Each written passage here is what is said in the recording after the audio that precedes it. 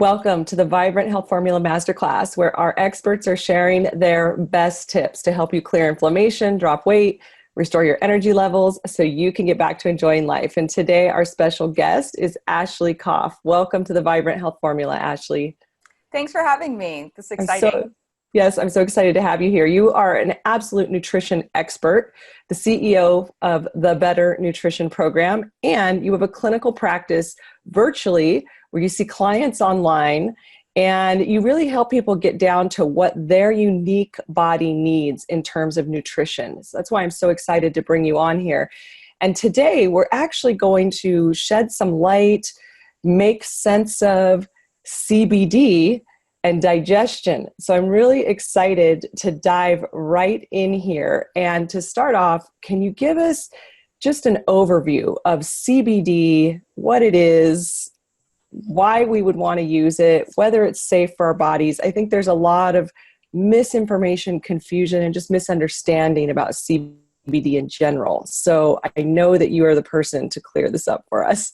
Absolutely. And first of all, thank you. And it's funny, as you were giving your introduction about what this masterclass is offering, I thought, like, gosh, it almost sounds like an ad just for CBD. And I think that's part of the problem, right? So I have a marketing background, and, when something has like a laundry list of like all the things that it's going to do for you, all of us, especially as healthcare practitioners, we're just like, oh, come on, people, so. Yes.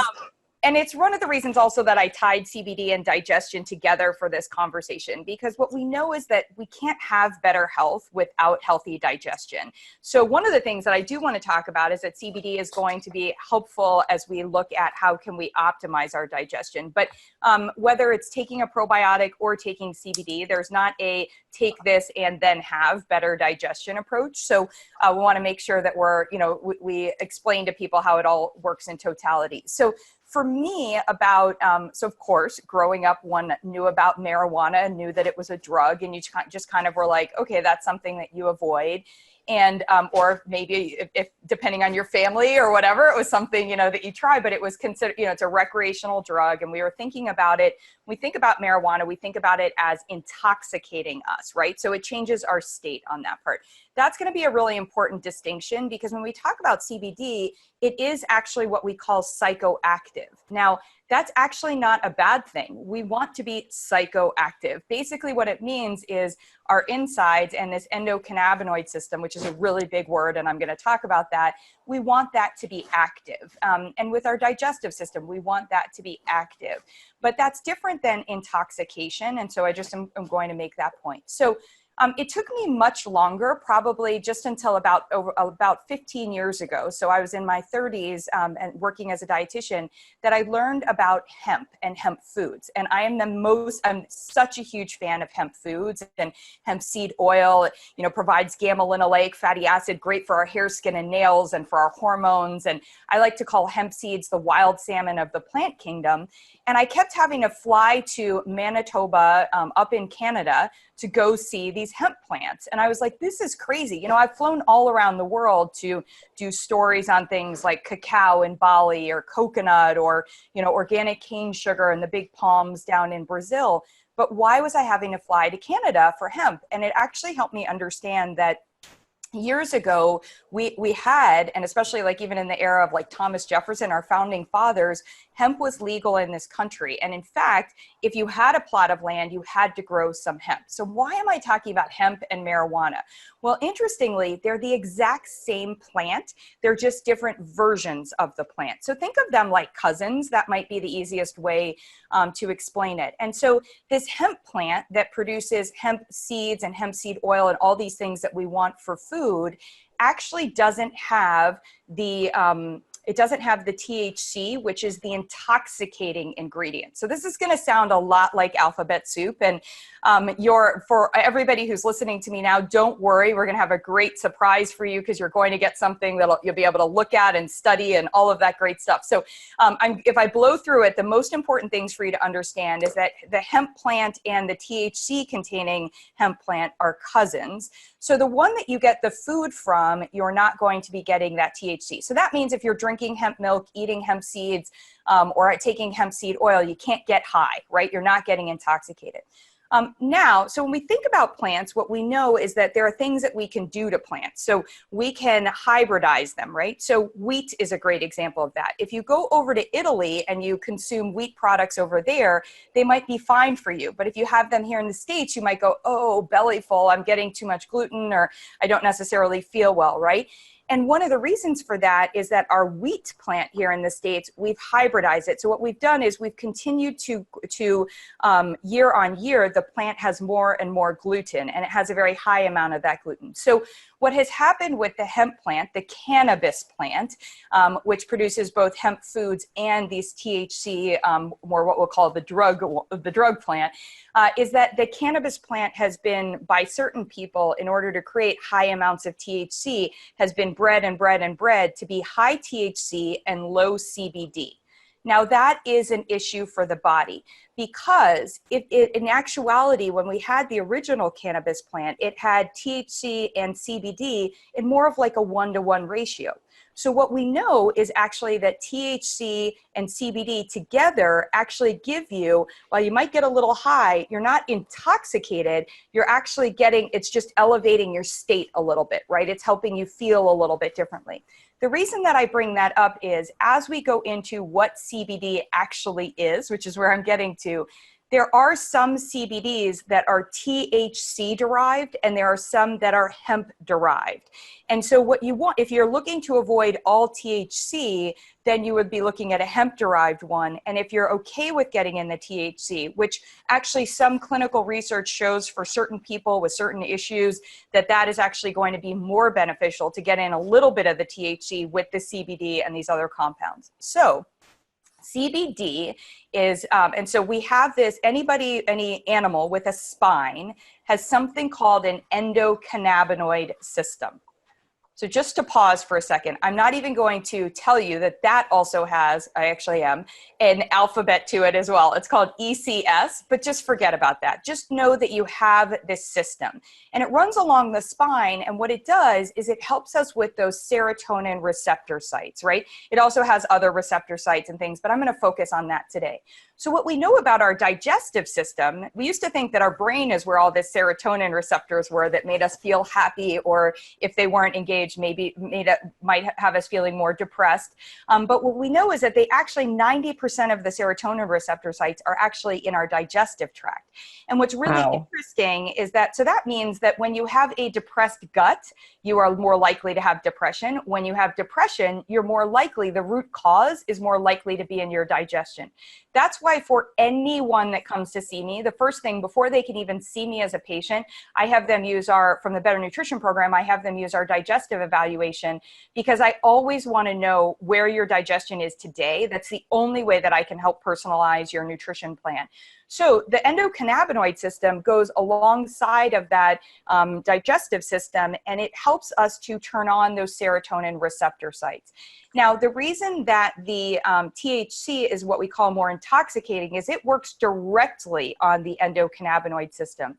CBD is going to work indirectly on the cannabinoid system. And so that's also important for us to understand that distinction. Okay, so CBD is one component of the hemp plant. I was actually saying to Laura before we got started that there's CBA, there's CBG, we'll probably find out there's CBF and CBH, like they're all these cannabinoids. And so what we want to make sure that we're doing is that we're understanding that there is power in every plant.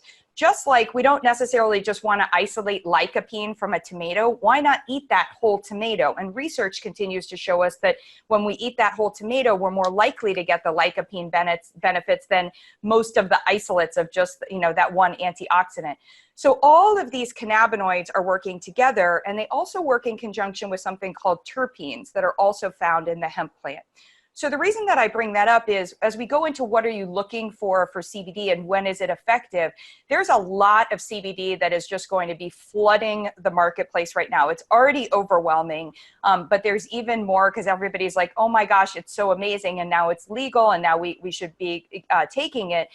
But all CBD is not created equal. So to recap, we have a digestive system and we also have an endocannabinoid system.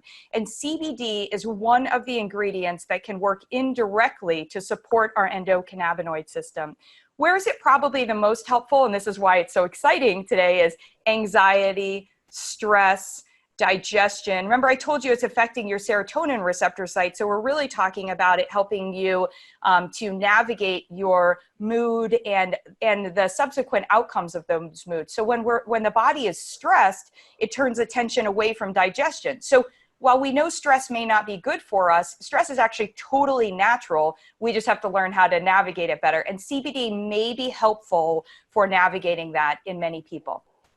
Long answer. It's complicated. Sorry about that one, Laura. No, so that was so good. I took lots of notes. Thank you. I loved that. And it was not too sciencey. Don't worry. Good. I think that this sheds light. What we want to hear is we can take this without getting high, and understanding where it comes from and its purpose. So what I hear clearly from you is that this is really helpful with digestive problems. Mm-hmm. And we all know the gut microbiome is part of digestion. We see imbalances. We know inflammation is happening at the gut level. So can you get into now talking about the common digestive problems you see and why? I mean, we've touched on why CBD is helpful. If you want to expand on that, that'd be great. Yeah. So what I like to say, and let me be very clear, I'm not a cannabis expert. I actually went to a bunch of different cannabis experts and interviewed them. I'm a digestive health expert and I'm a nutrition expert. But I said to them, whoa, this CBD stuff is everywhere. It's in skincare, it's in supplements, it's in, now you can go and get beverages literally at your coffee shop that has the CBD in there. And so I needed to know, first of all, how much is too much, or is it safe for everyone? What are the different forms? But I'm not that particular expert. What I wanted to understand was, how could I help my patients from a digestive health standpoint? So I love that you're asking this part.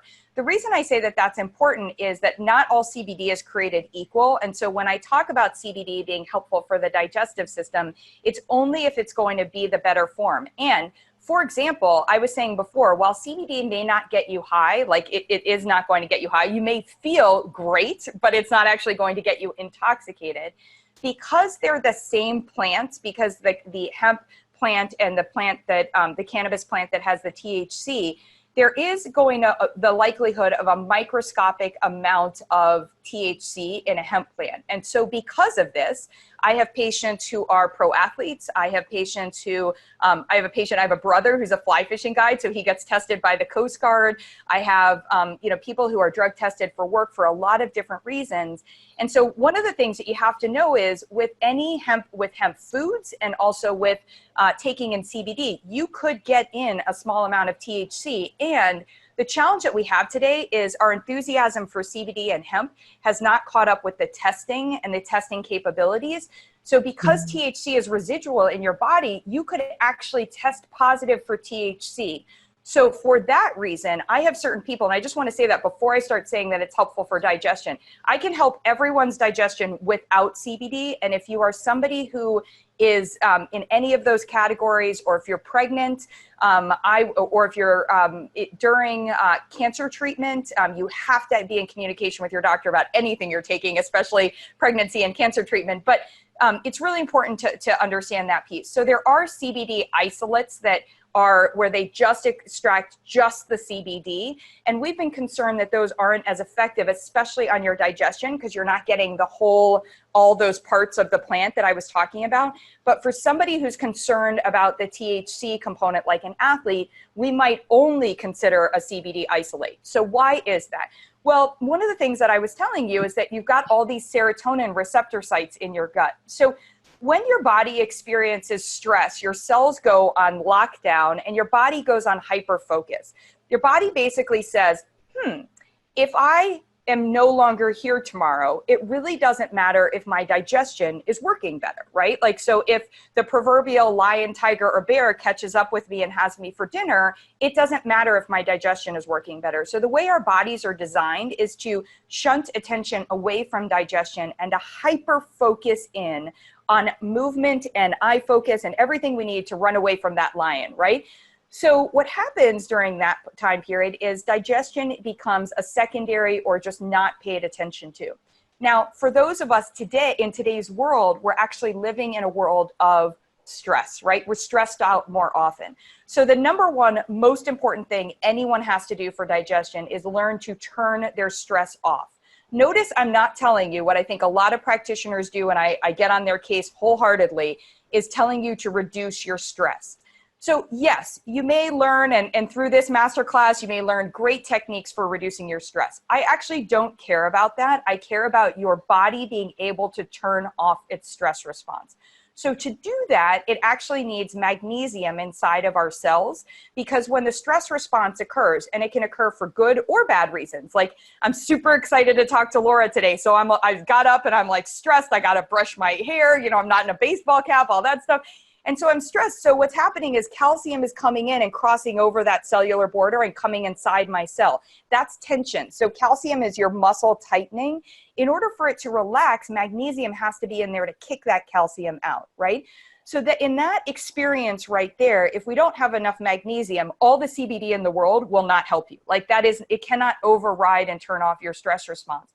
So one of the things that's foundational is understanding that even though I'm going to talk about CBD and its benefits for digestion, we've got to really work on that stress piece. Now, one of the things that can be critical is this idea of your serotonin receptor sites. There are many reasons that our serotonin receptor sites may not be as engaged or turned on the way that we need them to for better digestion. And this comes to play with IBS, this comes to play with in inflammatory diseases, because our serotonin receptor sites may not be being turned on for, maybe the mucosal layer of our digestive tract is inflamed or irritated, or, things that we're having gluten and we're intolerant to it, or, there are just a number of different factors there. So what I'm always going to focus on, even before I'm adding CBD for someone, is tuning up the digestive tract to make sure that the system, that I can identify and I know exactly how the CBD is going to affect the system. So the reason for that would be that if you, probably a good way to think about it for those of you that know about thyroid health, if you assess somebody for thyroid health and you say, wow, your thyroid might be low, well, you're not going to just go ahead and put them on a medication. You're going to assess, like, does your thyroid have enough vitamin D to actually be making these hormones? Do you have enough iodine, right? What's the inflammatory situation? We want to do all of that, because once we put you on a thyroid medication, that's it. And we may not even actually be getting to the root cause of why your thyroid wasn't working, right? So sure, we have medications that can dictate and can make things better. So I would think about CBD as something that can help improve your digestive system, but you still have to get to the root cause of why your digestive system isn't better. Do you not have enough of the right strains of probiotics? Are they not being fed well enough? Or is it not an alkaline environment? So without going too much into that, those are things that we have our digestive evaluation at the Better Nutrition Program, our digestive tune-up. These are things that we've worked on with practitioners so that other practitioners can easily assess and develop plans to tune up digestion, or to make sure that they know where someone's digestion is before you add CBD. So now, I just want to say really quick, Yeah. Ashley, like what you just said is so important. We do a lot of talking about how the allopathic traditional medical model has a habit of just giving a medication to solve a problem. And actually that can happen in functional integrative medicine as well. And what you just said was that CBD is no different than adding a prescription medicine if you're not addressing the root cause, if you're not finding out what's underlying. So CBD, what I'm hearing is CBD can make it easier to get rid of some of the symptoms as you're still working on healing the body from the inside out. So I want to make sure the viewers are clear. It's no different than any other drug that Western medicine would give you. It's no different, although it is more natural, right? And we're gonna talk about that. But that's the thing. You can get down the same slippery slope with functional medicine as you can with traditional medicine. So I just wanted to throw that in there, and thank you for bringing that up. Thanks for honing in on that, because, just like I often will say to people, like, you don't pop a probiotic, or these days, like, go get kombucha and suddenly have a better digestive system. So, it's the same way. You can't just take CBD and go, oh, everything's going to get better. And in fact, you may physically feel better, which I understand the value of that. If you wake up in the morning and your pain is on a scale of 8, 9, or 10 of 10, I want you to feel, a 5, 6, 7. But what I don't want us to do is Band-Aid. I don't want us to have this be like a proton pump inhibitor or an acid suppressor that we're not understanding what's the root cause on that part. Likewise, I think a great analogy that is very specific to CBD is you could be taking or offered an antidepressant medication. So I feel that if you're offered an antidepressant medication and somebody hasn't assessed your digestion, that's totally inappropriate, because your digestion needs to be able to work better. But now if you need an antidepressant to get started, both in your therapy and in your physical, in tuning up your digestion, we use it as a tool as part of your total nutrition. So I think what a lot of, both in the functional medicine, integrative, and also in the allopathic space, what we're at risk for doing today is not assessing total nutrition, what's going in and on your body most often, and creating personalized total nutrition plans, which is really what my expertise has been, to figure out how to, if we're using a medication as a tool, we're using a supplement as a tool, or we're using a food plan as a tool, we have to understand that we still have to empower the individual to be a better user of those tools. And I think that's exactly what you're talking about. Yeah. So I would introduce CBD. Absolutely.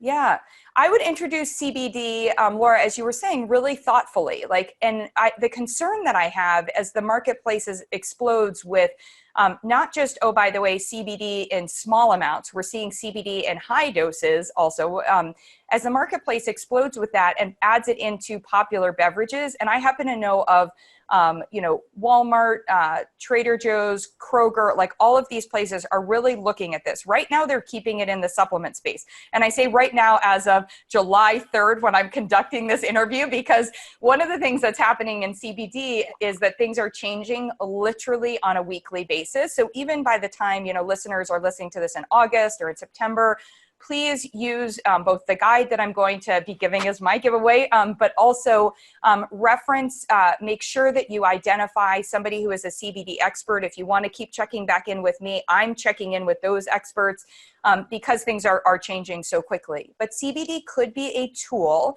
And my recommendation with CBD is using full spectrum hemp-derived CBD, unless you're working with a practitioner who suggests that for yourself, for your child, for your dog, that the THC derived is better. Most of us probably feel more comfortable with the hemp-derived CBD.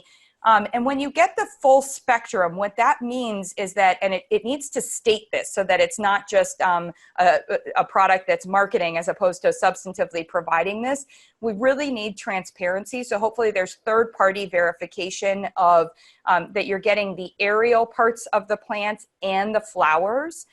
This is the same too, if anybody's a fan like I am of medicinal mushrooms, like we need to know what parts we're getting. Are you getting the top of the mushroom, the root of the mushroom, right? So with hemp-derived full spectrum CBD, you want to get the aerial plants and the flower. And then I'm going to bring up something that I think is absolutely critical. I am not a card carrying everything that goes in and on your body has to be organic, because that isn't possible for most people. However, CBD that is not organic, in my opinion, it should not be possible for anyone. And the reason is that hemp as a plant does this amazing thing. It's regenerative. What that means, why is it regenerative? It goes in and takes all the toxins, it absorbs those toxins and brings it out of the soil. And so it's more likely, they call it a bioaggregator. And so it's pulling in all of those things like mushrooms. One of the reasons we need it and we need to be growing it is to replenish the nutrient value of our soil. But if you're getting in hemp-derived CBD that's not organic, you run the risk of getting in, to me, it would be like cleaning your floors or washing your floors with muddy boots. Like it makes no sense on that part. So if you can't afford or don't have access to organic CBD, go back to what I started this with. You do not need CBD for healthy digestion. So if you don't have access to it or you don't feel comfortable with an organic product, I recommend not using it at this phase. We may learn more things, about maybe somebody's going to audit and, do all the looking into the heavy metals and all the other things and provide a screening process. But right now, that information isn't out here. Can I get a clarification? So what I heard you say was that CBD, you called it a regenerative. And what I think I heard you say was it will absorb the toxins, the chemicals from the pesticides, fungicides, whatever is being sprayed on the crop, and it'll just be, completely absorbed into the plant. So it would be, it would be on the dirty dozen. Well, so that's actually an interesting, and I should clarify. So thank you for sharing that back with me. The interesting thing is hemp is, it's like an adaptogen, right? So CBD is considered adaptogenic. So the reason I share that is hemp will grow in, and the plant is designed, it's got, it repels pests. So most places where they're growing hemp, they're not actually using, these tough pesticides and herbicides on the plant.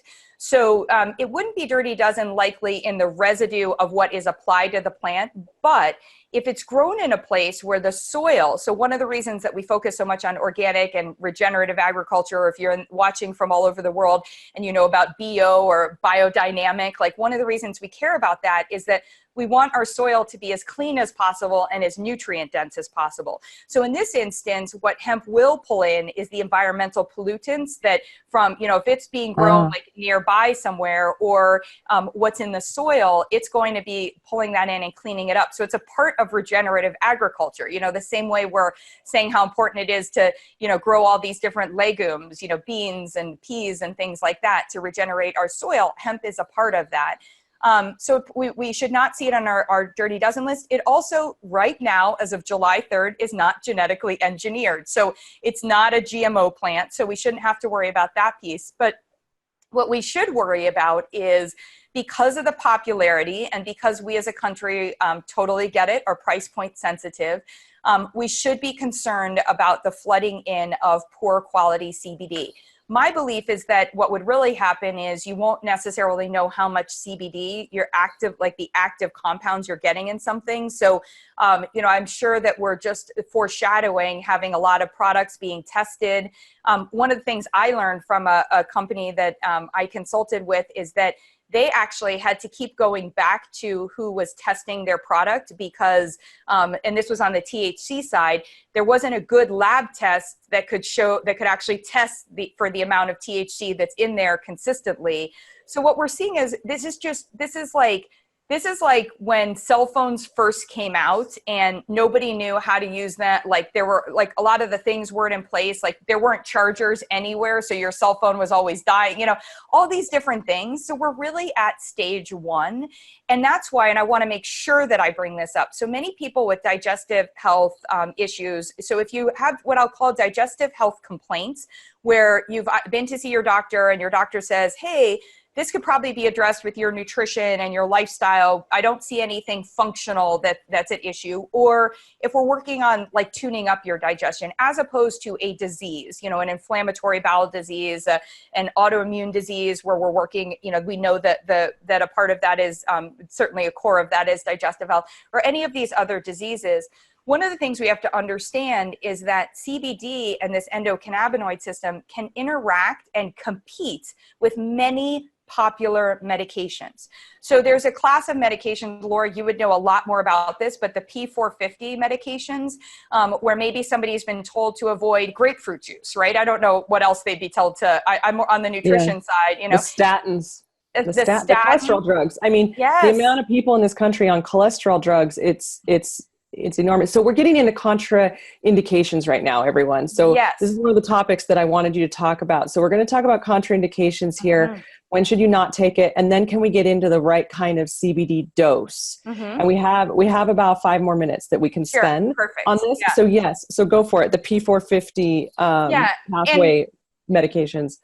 Sure. And I think the biggest contraindication is if you are taking any medication, and I include in that dietary supplements, things that you're grabbing over the counter, if you're using Senatee to poop more often, if if you got any protocol, even if you're having coffee and a cigarette to go to the bathroom, you have to discuss all of this with your practitioner before adding in CBD, because the benefits of CBD are profound. They're super helpful, but your dose and what it can do to some of these other things that you're taking in are really important. So straight up contraindications, I already mentioned, if you're in cancer treatment, if you're pregnant, if you have any disease that you are working with a practitioner on, you've got to talk to them about your CBD. But the specific contraindications, just to give the bells to go off, is to understand that if you're taking certain medications like your P450, so just like the statins, and there are some other medications, and we go through this in the guide in depth, is that they actually compete. That may not be a negative. You actually may just notice that you need less of a medication or more of a medication if you're using CBD. But if you don't give your doctor that information and they see a change, they may just be upping your dose of a medication and saying, oh, the dose that I have you on isn't effective all of the sudden. And what they're